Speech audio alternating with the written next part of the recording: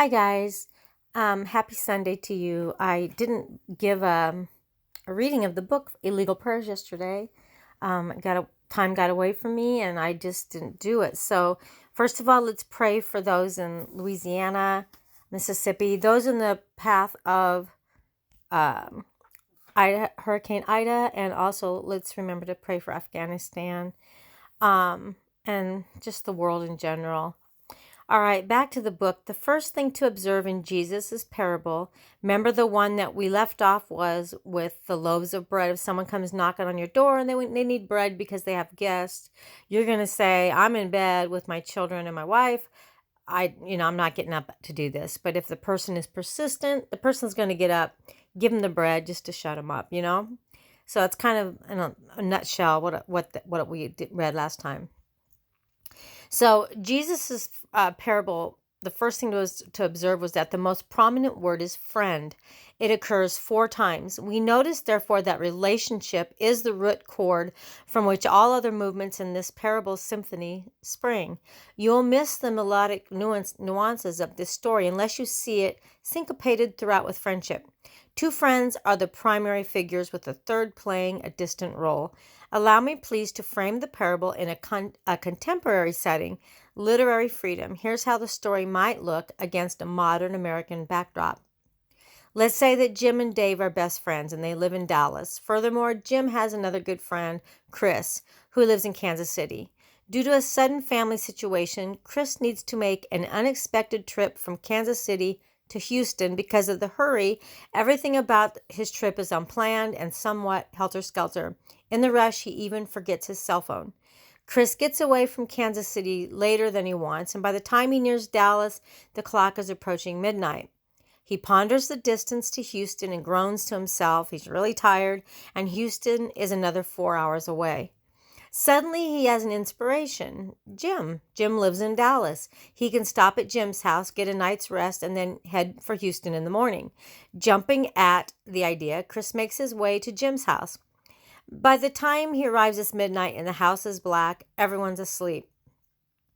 Almost apologetically, he knocks on Jim's door and asks if he can spend the night. And the answer, of course, is by all means, come on in. Middle Eastern culture, I'm framing the parable in the contents of the United States geography for the sake of Western readers, but in reality, the parable was addressed to Jews living in Israel. In the Middle East, if out-of-town company unexpectedly shows up at your doorstep, it goes without saying that you will lodge them for the night. And the first thing you must do is feed them. Never mind that it's midnight. You don't send your company to bed hungry. As Jim brings Chris into his small house, everyone wakes up. Jim just goes with the moment and tries to make it appear that he wants the family to get up. He tries to make Chris feel totally welcome.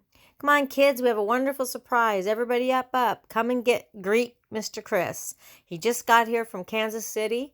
Jim gathers his wife and kids, seats them at the table with Chris, and gets ready to place some food in front of his friend.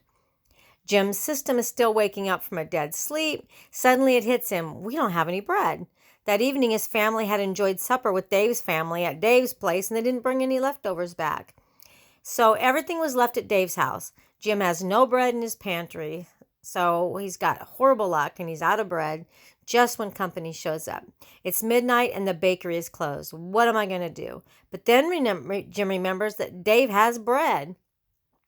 After dinner that evening, once the kids had finished playing together and everything had been put away, Jim noticed that Dave had 3 loaves left over.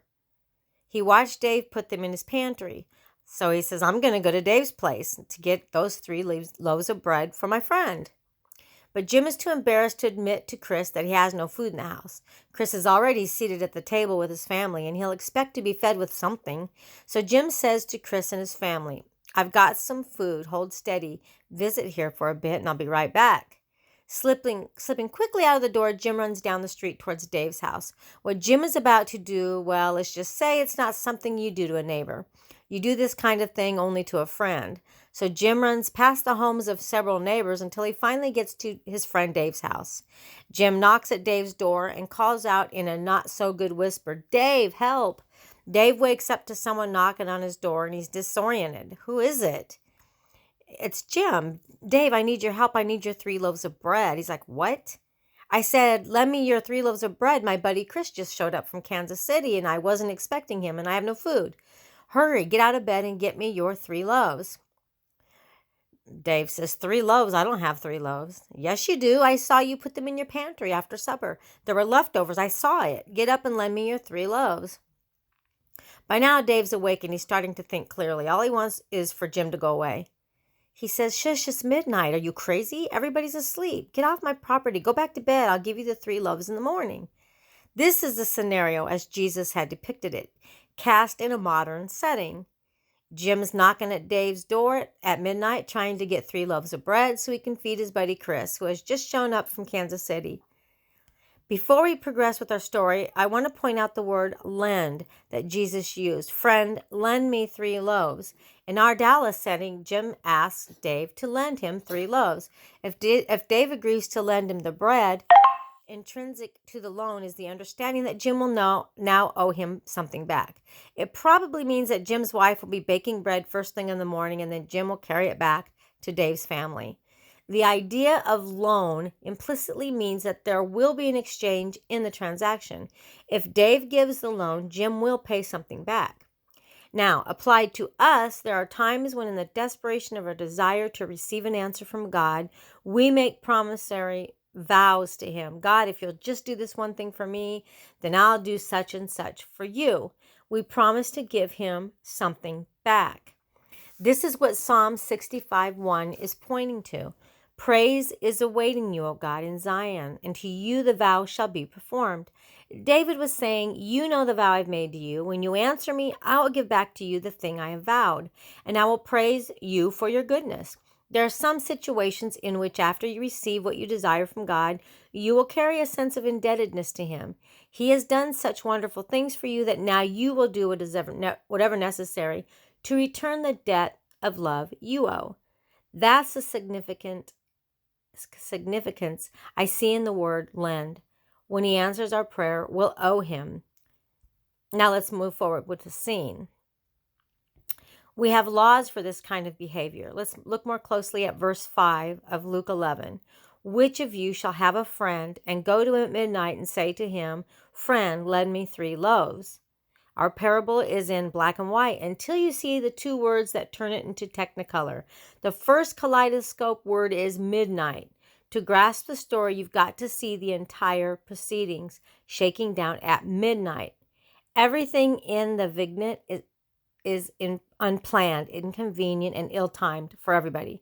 When Jim first shows up at Dave's door, he knocks and he asks for bread. He's not doing anything wrong. It's permissible to knock on someone's door once. But when Dave says it's midnight, shut up, get off my property, and go back to bed, and Jim continues to knock and call out, we have laws for this kind of behavior, and it's called trespassing, harassment, disturbing the peace. Once Dave says, get off my property, and Jim continues to stand at midnight and call for assistance, he's now breaking the law. I'm not stretching the parable to suggest Jim is breaking the law. If you don't think this is illegal behavior, then give it a shot. Go down the road, knock at somebody's door at midnight, refuse to get off their property, and see what happens. Jesus could have put the parable at another time of day, such as high noon, but by placing it at midnight, he subtly designed an illegal setting.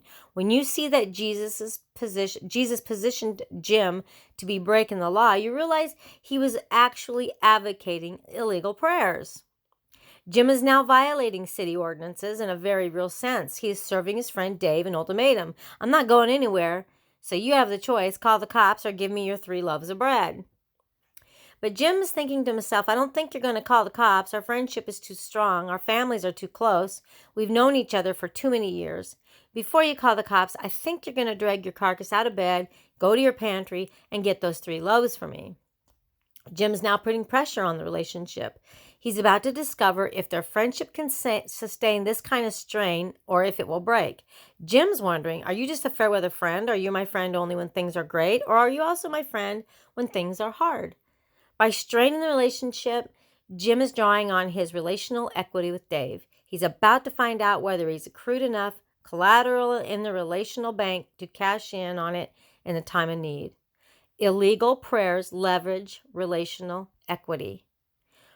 Relational equity is earned through time spent together and favors done for each other. Jim has undoubtedly done many little favors for Dave over the years, and now he has the boldness to expect a favor in return. In terms of our relationship with Christ, this reminds me of 1 Timothy 3:13. For those who have served well as deacons obtain for themselves a good standing and great boldness in the faith which is in Christ Jesus. When we are faithful in our service for Christ, we gain the boldness to pray audacious prayers in our time of need. Jim felt secure enough in his friendship with Dave to demand assistance in a way that actually broke the law. In a similar sense, if you're going to pray illegal prayers, you better have a friendship with God. Don't wait for a crisis to hit before you start investing in your relationship with God. Build relational equity with God now so that when the crisis hits you, you have a friendship to fall back on. All right, I'm going to stop there. I went kind of long, but I hope you understood the message, and we will do I might do another part later today since I skipped a day. Love you. God bless you. And don't forget to say your prayers.